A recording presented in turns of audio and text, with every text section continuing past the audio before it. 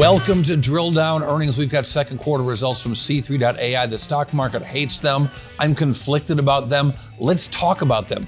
This is a business story behind one stock on the move. I'm Cory Johnson, Chief Market Strategist. And when we look at these numbers from C3, they were pretty decent. But again, I'm really conflicted. I worked at the company. I'm friendly with the CEO and I'm grateful to him for all the nice things he's done for me. I even own some shares. So take everything I say with at least a grain of salt. But Wall Street just looks at a beat or a miss. Oh, this is not a time machine. I said it was first quarter earnings. It's first quarter 2025 earnings. That's just a fiscal year.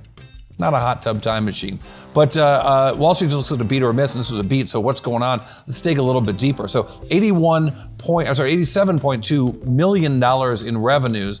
That's up 21% from the previous year, but the revenue growth rate is hanging in there, steadily improving. Looks even fancier when you look at the C3 chart compared to my chart. Maybe it was a subscription revenue number. Wall Street was looking for 79 million. I was looking for a little bit less. They came out with 73.5 million. I think you're splitting hairs with those differences, but again, I'm biased. The company talked about a lot of the deals that they're doing. They also talked about their net promoter score, which I don't care about, except I thought it was funny that they put a chart together that showed kind of SAP low and in the middle of them twice SAP, and Oracle so much lower. Oracle, another stock that I own, and it's also a place where Tom Siebel also used to work. So I thought that was a little shade thrown there in the C3 graphics. But to me, the overall concern here is really about profitability. This business that loses a lot of money, it loses almost $2 in operating profits for every dollar of revenue. Not quite, it's a little bit better than it's been. But there's a reasonable question, when are these guys gonna get to profitability? Could they get there by year end, as they've suggested in the past? And pointing out that the costs are not growing as fast as revenues are growing, and that there is a path to profitability, a profit projection without some dates on it for these guys. Looking out maybe into the second quarter, beyond the second quarter, non-GAAP profitability, wouldn't that be nice? But the stock market didn't like these numbers. The stock sold off 16%, and that's after already being down 26% for the full year. I should add that there were some balance sheet machinations that are not terribly unusual, but their accounts payable surged, which is to say that they didn't pay a lot of bills because they didn't have to, I guess.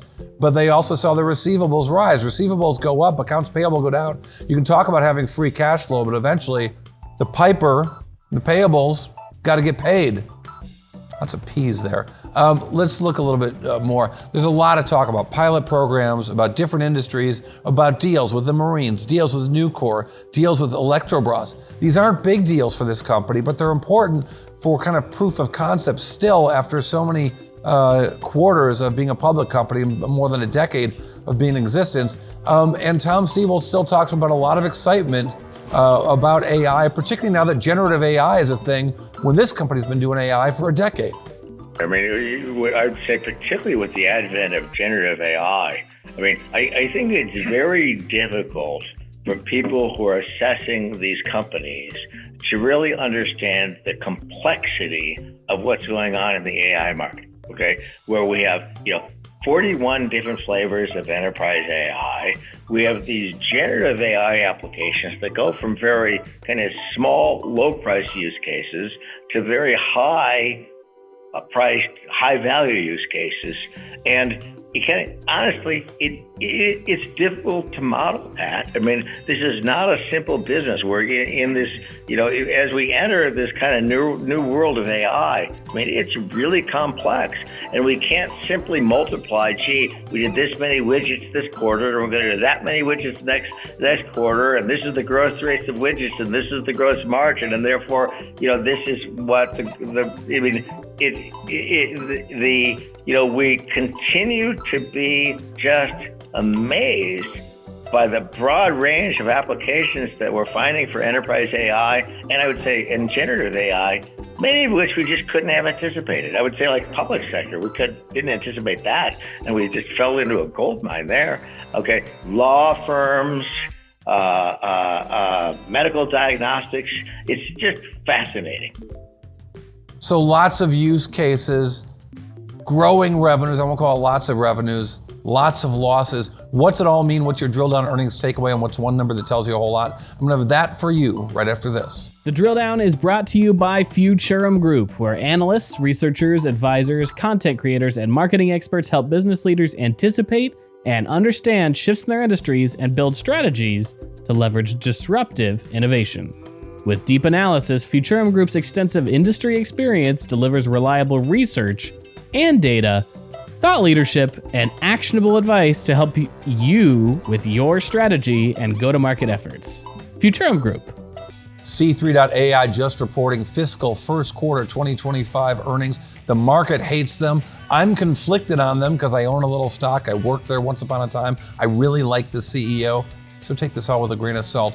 But at least my analysis, $87.2 million, that's just a hard fact. It's 21% better than it was a year ago.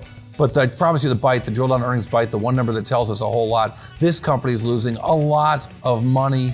It's got a 92% negative operating margin, which is to say for every dollar in revenues, it got $1.92 in losses. That's not good. No, that's not good. But maybe it'll get better soon, that's what they say. All right, I promised you that drill down earnings bite. That was it. Thanks for listening to Drill Down Earnings. I'm Cory Johnson.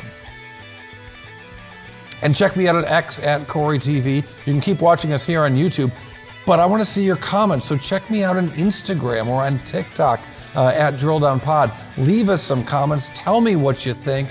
We want to do the things that you want to see us do here at the Drill Down. Let us know.